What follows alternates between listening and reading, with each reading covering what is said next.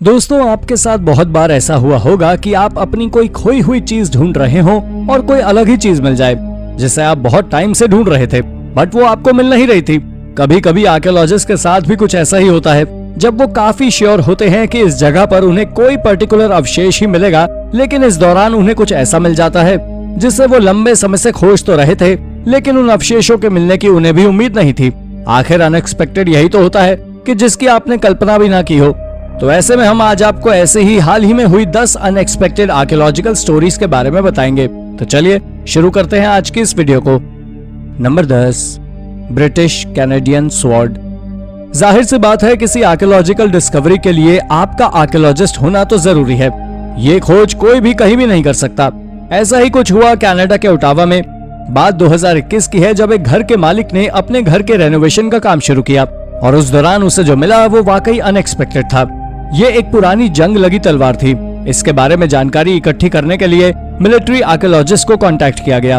Canadian museum के researchers ने बताया कि इस तलवार का इस्तेमाल ब्रिटिश और कैनेडियन दोनों ही लोग किया करते थे और इसे 1987 में बनाया गया था और ये बॉयर वॉर के एक सैनिक की थी।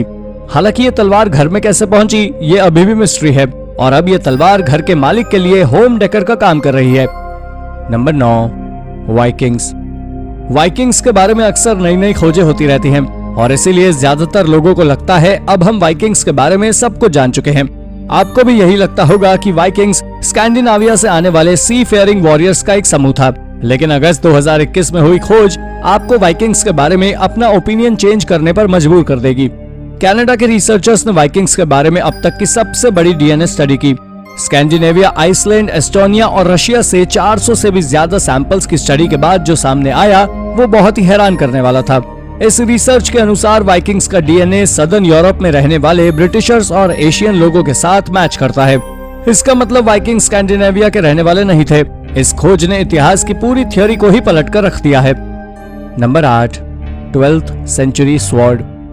हमारी ये खोज हाल ही में तो नहीं हुई, लेकिन हाल ही में इसकी ओनरशिप के बारे में एक नई थ्योरी जरूर दी गई है। 1995 में एक वेल प्रिजर्व तलवार खोजी गई। ये स्वॉर्ड 12th सेंचुरी की थी, जिसे साइबेरिया के ब्रिस्क रीजन में एक पेड़ के नीचे मिट्टी में दबा हुआ पाया गया था। पूरे साइबेरियन प्रांत में ये अपनी तरह का इकलौता हथियार था, लेकिन अब एक्सपर्ट्स का कहना है कि ये स्वॉर्ड सार I1 की थी। ये तलवार इसलिए भी खास है क्योंकि इसके ब्लेड्स रशियन नहीं थे, बल्कि इन्हें जर्मनी में बनाया गया था।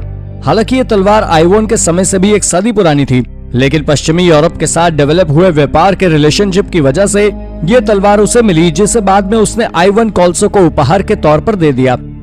Number 7, Malta's monument, Turkey. Malta का यह 2700 साल पुराना मॉन्यूमेंट है और आर्कियोलॉजिस्ट को लगता था कि उन्होंने इस गुफा को पूरी तरह खंगाल लिया था और इसीलिए 19वीं सदी के बाद यहाँ एक्सकेवेशन कार्य लगभग बंद हो गया था। लेकिन अगस्त 2021 में इस केव के बारे में जो सामने आया वो वाकई चौंका देने वाला था। असल में यहाँ पर इस मॉन्यूमेंट को प्रिजर्व करने के लिए एक्सकेवेशन कार्य किए जा रहे थे और इसी दौरान पता चला कि पहले हमें जितना लगता था ये केव उससे 3 गुना लंबी है। इसके अलावा ये मॉन्यूमेंट एक पुराने फ्रिगियन टेम्पल के ऊपर बना हुआ है। Number 6, anchor what temple complex. हमारी ये खोज भी माल्टा मॉन्यूमेंट के नीचे छिपे मंदिर की खोज जैसी ही है। इस साइट के बारे में साइंटिस्ट को पहले से ही पता था, लेकिन 2020 में यहाँ से एक बेहद नई और अनएक्सपेक्टेड खोज हुई, जब आर्कियोलॉजिस्ट को यहाँ से एक स्टैचू मिला। साइंटिस्ट का कहना है कि ये स्टैचू 12th सेंचुरी में बनाया गया था और इसे एक हॉस्पिटल के एंट्रेंस पर एक गार्डियन के तौर पर रखा गया था। एंकोर वॉट एक कॉम्प्लेक्स साइट है और यहाँ का पहला मंदिर 9th सेंचुरी में बनाया गया था और इसके बाद लगभग अगले 500 सालों तक यहाँ अलग अलग तरह की बिल्डिंग्स का निर्माण होता रहा। हालांकि अब इस स्टैचू के हाथ पैर टूट चुके हैं, बट सभी हिस्से इसके आसपास ही पड़े हुए मिले हैं, तो ऐसा हो सकता है कि फ्यूचर में इसे जोड़कर किसी म्यूजियम में रख दिया जाए।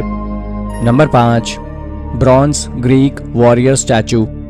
फरवरी 2020 में आर्कियोलॉजिस्ट ने एक कांसे का बना ग्रीक वॉरियर स्टैचू खोज निकाला। ये स्टैचू इजराइल के हाइफा बे की तली से मिला है। यह आज भी इतनी अच्छी तरह प्रिजर्व्ड है कि इसकी गोल्ड लीफ पर बनी स्नेक्स और लायंस की डिजाइन आज भी विजिबल है। लेकिन जो बात आर्कियोलॉजिस्ट को सबसे ज्यादा हैरान कर रही है वो है कि ये स्टैचू हाइफा बे में पहुंचा कैसे। हिस्टोरियंस का कहना है कि हेलमेट लगभग 2600 साल पुराना है और ये जरूर किसी ग्रीक योद्धा का रहा होगा। ऐसा ही एक हेलमेट 1950 में इटली के आइलैंड गिग्लियो में भी पाया गया था, लेकिन इजराइल में मिले इस हेलमेट की क्वालिटी काफी बेहतर थी और आर्कियोलॉजिस्ट के अनुसार इसे कोई एवरेज सोल्जर अफोर्ड ही नहीं कर सकता था। ये जरूर किसी रिच मशीनरी का रहा होगा। Number 4, Viking silver. दिसंबर 2020 में आर्कियोलॉजिस्ट ने विग्बहोल्म आर्कियोलॉजिकल साइट पर एक वाइकिंग सिल्वर का एक ढेर खोज निकाला। रिसर्चर्स को यहाँ से कॉइन्स, नेकलेस और ब्रेसलेट्स मिले। हिस्टोरियंस का मानना है कि ये जगह वाइकिंग एज में फार्म हाउस हुआ करती थी। यहाँ से मिले अवशेष इसलिए भी काफी इंपॉर्टेंट है क्योंकि इस तरह के डिजाइन वाइकिंग रिमेन्स में इससे पहले कभी नहीं देखे गए। किसी बिल्डिंग से इतना सिल्वर मिलना भी एक अजीब बात है। इसके अलावा सबसे ज्यादा हैरानी की बात यह थी कि इस ढेर में कई देशों के आर्टिफैक्ट्स थे। इस कलेक्शन में अरेबियन कॉइन्स, रोमन कॉइन्स और इनमें ज्यादातर आर्टिफैक्ट्स 11th सेंचुरी के थे। लेकिन रिसर्चर्स का कहना था कि इन आर्टिफैक्ट्स को 10th सेंचुरी में दफनाया गया था और इसके बाद लगभग 100 साल बाद इन्हें निकालकर फिर से दोबारा नए आर्टिफैक्ट्स के साथ दफन किया गया। लेकिन ऐसा किसने और क्यों किया, इसके बारे में किसी को कोई जानकारी नहीं थी। Number 3, 500 year old shipwreck.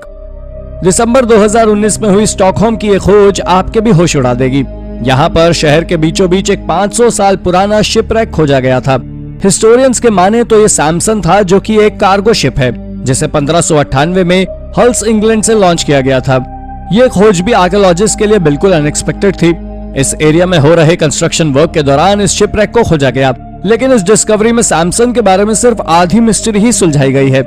लगभग 30 मीटर लंबा यह शिप 1607 के बाद अचानक गायब हो गया था और किसी को भी जानकारी नहीं थी कि यह शिप कहां गया। जब ये शिपरेक आर्कियोलॉजिस्ट को मिला, उस समय तक इसमें सारा सामान जैसे कि कॉइन्स, ग्लासेस, सेरेमिक्स आदि इसमें सही सलामत थे। यानी ये शिप लूट का शिकार तो नहीं हुआ था। ये शिप कैसे गायब हुआ, ये आज भी एक मिस्ट्री है जो शायद कभी नहीं सुलझेगी। आपको क्या लगता है इस शिप के गायब होने की वजह क्या रही होगी? अपना जवाब हमें कमेंट करके जरूर बताएं। Number 2, strange stakes of Vancouver island. Canada के वैंकूवर आइलैंड में कॉमिक्स हार्बर शोर पर कुछ तो अजीब है। समुद्र से उठी हर लहर के पीछे लौटने के बाद यहाँ पर छोटे छोटे स्टेक्स देखे जा सकते हैं। ये स्टेक्स यहाँ पर सालों पहले से हैं।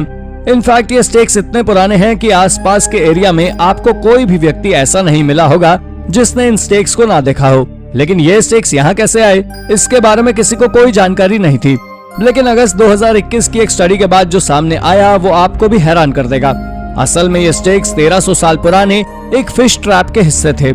आज भी वहां पर इस तरह का एग्जैक्टली 13,602 स्टेक्स हैं। रिसर्चर्स के अनुसार इन लोगों ने 300 से भी ज्यादा इंडिविजुअल फिश ट्रैप्स बनाए थे और इस तरह ये ना सिर्फ अमेरिका बल्कि दुनिया का सबसे बड़ा फिश ट्रैप सिस्टम रहा होगा।